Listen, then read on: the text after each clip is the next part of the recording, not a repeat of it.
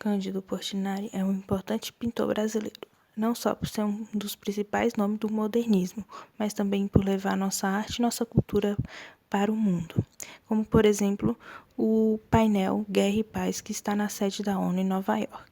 Cândido nasce no dia 30 de dezembro de 1903 em uma fazenda de café localizada aqui no interior de São Paulo.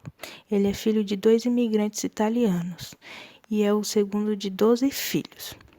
Aos 6 anos, ele já demonstra grande talento com o desenho, mas Cândido não termina o ensino primário. Aos 10, Cândido faz seu primeiro grande trabalho e foi pintar um importante músico de ópera brasileiro chamado Carlos Gomes. Aos 15 anos, em 1918, Cândido entra para um grupo de restauradores e pintores de igreja. Lá ele aprende ofício e demonstra ser um menino bem disciplinado e querer aprender o ofício. É aos 15 anos que o Cândido toma uma grande decisão na sua vida, que é de se mudar de São Paulo para o Rio de Janeiro, onde ele começa a trajetória de estudos dele. Ele primeiro começa na escola Liceu de Artes e Ofício, e um tempo mais tarde, já com 18 anos, o Cândido começa a estudar na Escola Nacional de Belas Artes. E lá ele começa a ser percebido pela crítica e começa a sua trajetória de exposição, onde ele ganha bastante prêmios. Em 1928, vem a ser um marco na carreira do Cândido, porque ele ganha uma viagem à Europa, onde ele conhece a Espanha, a Itália, mas é em Paris que ele decide manter residência por 2 anos. E lá ele conhece bastante artistas, mas ele fica menos produtivo. Com saudade do Brasil, saudade da nossa cultura. Então, em 1931, ele decide retornar ao Rio de Janeiro. E o curioso é que quando o Cândido retorna ao Rio de Janeiro, em 6 meses ele produz mais de 40 telas. Portinari era muito atuante socialmente, então ele foi professor e militante político. Ele começou como professor aos 32 anos numa faculdade no Rio de Janeiro, atividade que ele exerceu até 1939, mas infelizmente essa faculdade onde o Portinari dava aula foi fechada pelo então presidente Getúlio Vargas na época. Portinari desenvolveu em toda a sua trajetória artística um forte apelo voltado às questões sociais, ao cotidiano da classe trabalhadora, seus dramas, suas dificuldades, suas lutas. As questões sociais sempre foram presentes nas suas obras e o influenciaram na sua vida política.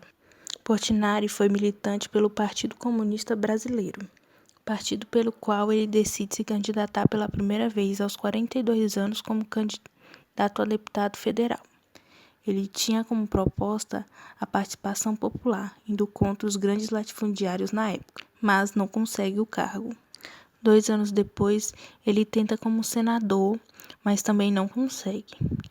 O contexto naquela época no Brasil era de perseguição aos comunistas, e nesse contexto, Portinari teve que se exilar voluntariamente no Uruguai.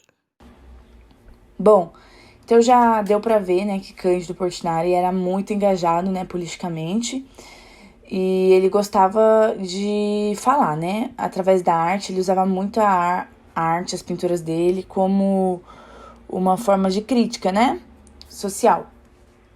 E então ele trouxe o realismo para as pinturas dele. O realismo é uma fase da literatura, né, que tem como características a objetividade, né, a crítica social. Então, falar sobre as coisas que estão acontecendo, o retrato da realidade, nada de fantasia. Uma descrição minuciosa dos personagens que aparecem, né? E aí tem uma corrente até do naturalismo junto. Bom, o que acontece? Essa foto algodão aí, ela tá aparecendo e eu não sei se é certo, mas me remete ao livro Minha Vida de Menina. Porque o que acontece no Minha Vida de Menina, a Helena, que é a autora, ela é filha de um dono de terras, assim, que ele tinha alguns escravos, algumas pessoas que trabalhavam para ele, procurando diamantes, né?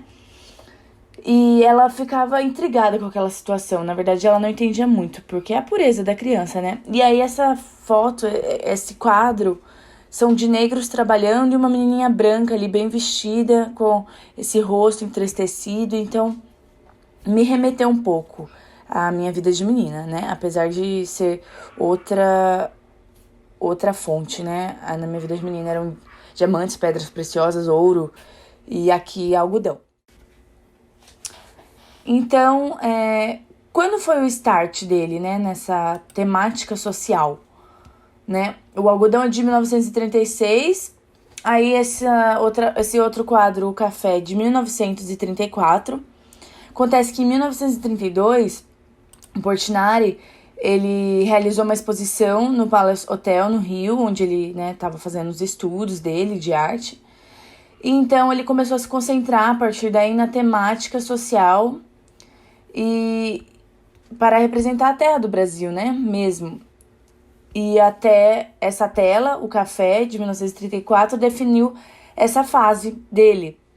E aí ele começou a representar os ciclos econômicos do Brasil nas telas, né?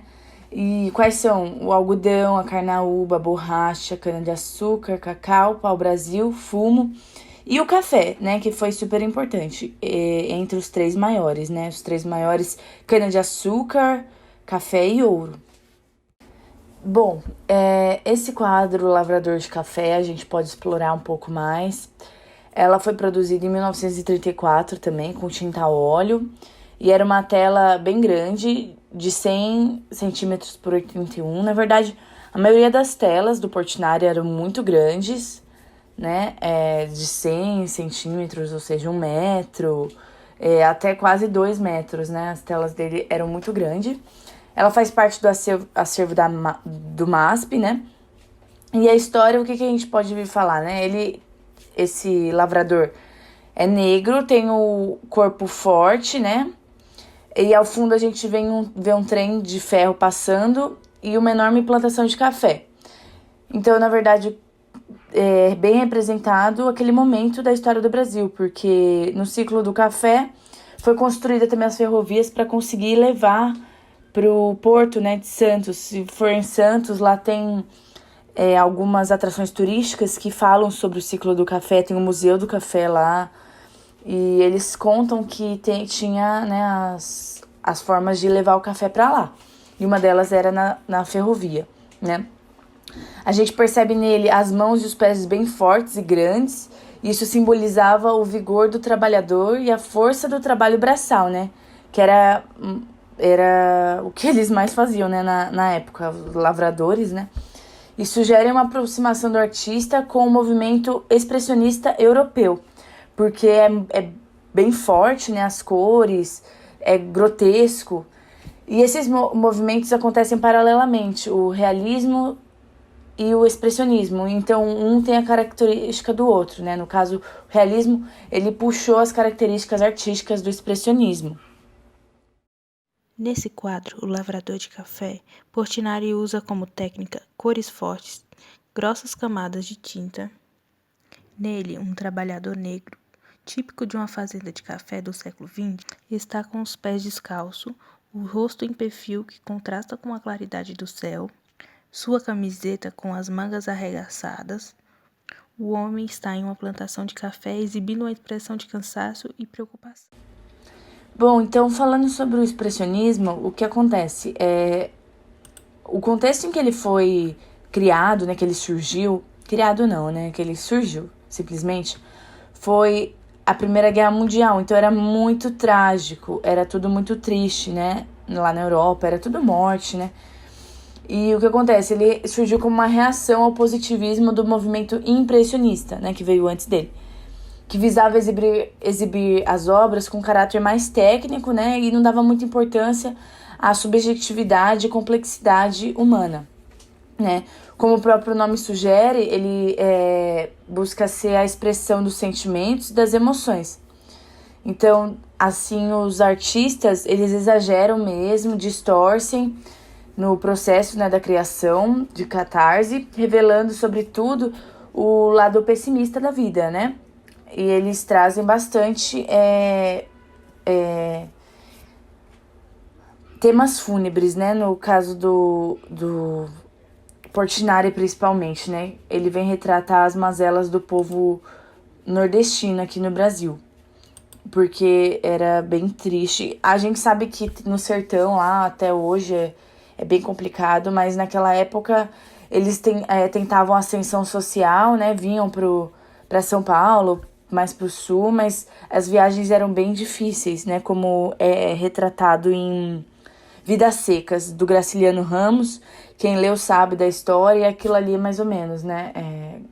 Da literatura, o Cândido Portinari trouxe para a arte, o povo nordestino.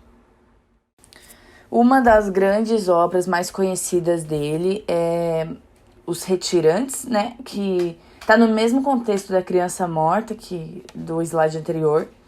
E nessa obra é exibida uma família de retirantes que sai do seu lugar de origem à procura de outras oportunidades na cidade grande, né? Tem 9 integrantes, né? 4 adultos, 5 crianças. O grupo é retratado de maneira bem sombria, com corpos esqueléticos e frágeis, né?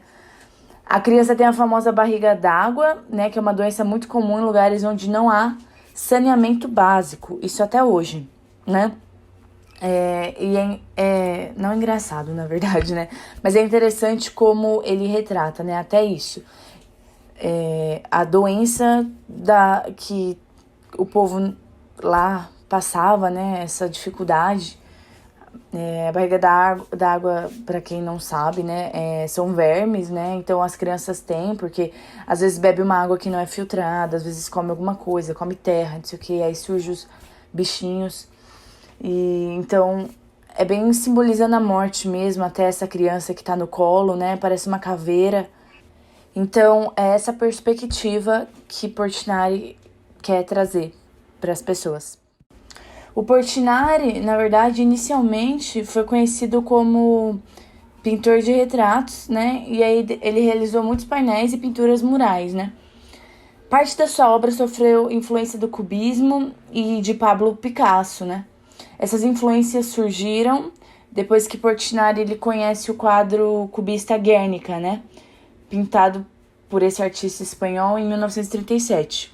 A gente consegue ver isso com essas obras Chorinho, né, em 1942, bem cubista, com traços, né, de formas geométricas. E depois, quando a sua neta Denise nasce, em 1960, ele começa a fazer vários quadros dela e traz essa influência cubista, né? A Denise com o Carneiro Branco, em 1961, cheia de formas geométricas. Outro tema também que ele gostou de retratar, que ele se interessou, foi o tema infância. E ele retratava muito porque ele gostava de lembrar da infância dele. Então, ele pintava mesmo cenas de pessoas trabalhando no campo, festas e algumas brincadeiras que ele gostava quando ele era garoto, né? Candinho foi uma criança que aproveitou muito sua infância, né? Brincando de bola, de pipa. Então, ele retratou isso aí. Esse daí é um exemplo. É interessante dizer também que, na verdade, Portinari teve uma influência cubista, mas ele se destacou mesmo no expressionismo. Na verdade, ele fez muita coisa, né? Então, é difícil falar de tudo, mas a gente tá tentando aqui, né, trazer um pouquinho de cada coisa que ele fez. Bom, na minha opinião, essa vem a ser a maior obra dele, de maior destaque, né?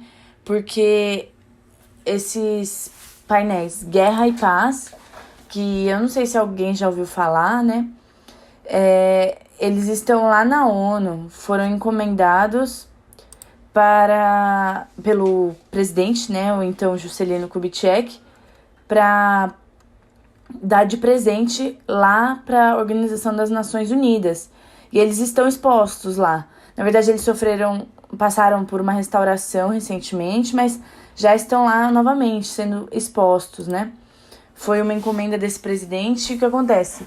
É um painel que representa a guerra e paz, do lado esquerdo a guerra, do lado direito a paz, sendo um totalmente oposto ao outro, até artisticamente falando. Na guerra, as pessoas são simbolizadas mesmo com a mão na cabeça, com desespero, né? E na paz aqui há até um coral de crianças, né? As pessoas levantando a mão para cima como sinal de liberdade. E tá lá na Organização das Nações Unidas porque a ONU foi criada, né, para conter as guerras, né, para tentar normalizar as coisas no mundo. Tanto que quando as coisas começam a apertar um pouquinho em algum lugar, a ONU que vem intervir. Esse texto que tá aí na esquerda, grandão, é o que o Portinari falou quando ele terminou esses painéis, que é sobre a expectativa dele, a visão dele sobre a guerra e a paz, sobre a necessidade de se ter paz, né, e não haver distinção, né, entre raças, entre etnias, sempre buscando mesmo pela paz mundial. Esse quadro é tão representativo, esse painel, né? Eles demoraram 4 anos, né, para serem pintados, de 1952 a 1956, e tem 14 metros por 10 metros. Acredito que é a maior até em tamanho de obra dele, né? Ele que já gostava de pintar em telas bem grandes. Ele, então, termina, né, a sua maior obra, que teve influência cubista, né? Como no final de todas as suas artes, suas últimas obras, teve influência cubista. Nas formas geométricas, na falta de preocupação com a profundidade da pintura também. Bom, e o fim da vida de Portinari foi o seguinte, ele morreu pela arte mesmo, né? Antes dele ser internado mesmo, né, pra vir a falecer, em 1953, ele passou mal e foi internado, né, com hemorragias provocadas por substâncias tóxicas de algumas tintas, sendo recomendado pelos médicos que se afastasse dessas substâncias. Mas ele foi muito teimoso, não parou, né, tanto que em 1953 isso aconteceu no meio dos painéis da Guerra e Paz, né, que ele estava pintando. Ele foi acabar em 1956 esse tamanho de quadro. Depois, como a gente viu, veio pintar a neta dele que nasceu, né, em 1961. Quer dizer, ela nasceu em 1960, mas o quadro que nós vimos é de 1961. Então ele não obedeceu às recomendações médicas, né? Nos anos seguintes ele continuou trabalhando, né, tal. Então, até que em 1962, aos 58 anos, ele faleceu em 6 de fevereiro, por decorrência do agravamento de seu problema de saúde relacionado ao uso de tintas tóxicas. Faleceu mesmo no Rio de Janeiro, né? E ele foi, então, sepultado no cemitério de São João Batista, lá no Rio. Lá em Brodowski, aqui, né, na verdade, em São Paulo, em Brodowski, ele tem uma praça em homenagem a ele, né? Chama Praça Cândido Portinari. Tem aí o seu rosto esculpido e é de grande importância. Lá tem também uma atração turística, né, que chama a Casa de Portinari, que é bem interessante. Está lá exposto várias obras do pintor, né? Alguns objetos de uso pessoal, mobiliário e utensílios da família do artista mesmo. Essa casa é a casa onde ele morou na infância e na juventude. Ele retornava sempre para passar temporadas com a família e amigos. Então é legal, né? Não foi uma construção, é a casa dele mesmo lá. Claro que Portinari também ganhou vários prêmios, vários reconhecimentos e ele realizou várias façanhas no mundo internacional. Agora vamos falar de algumas das premiações em que Portinari ganhou durante toda a sua trajetória. Em 1928, ele ganha o prêmio que vai mudar a sua vida e sua carreira, pois ele ganha uma viagem à Europa e lá ele fica em Paris durante 2 anos. Já em 1935, ele ganha um prêmio com a sua obra Café, na Exposição Internacional de Arte Moderna, promovida nos Estados Unidos. Esse prêmio faz com que Portinari torne-se o primeiro pintor modernista a ser premiado no exterior. Em 1939, o artista é homenageado no Museu Nacional de Belas Artes, com uma exposição grandiosa que exibe 269 de suas obras. Posteriormente, ele ganha mais exposições no Brasil e em outros países.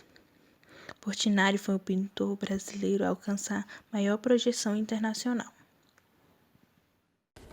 Bom, as nossas fontes são Toda a Matéria e Biografia, próprio portal Portinari, Notícias Universia, Só História, Cultura Genial e Arte Ref.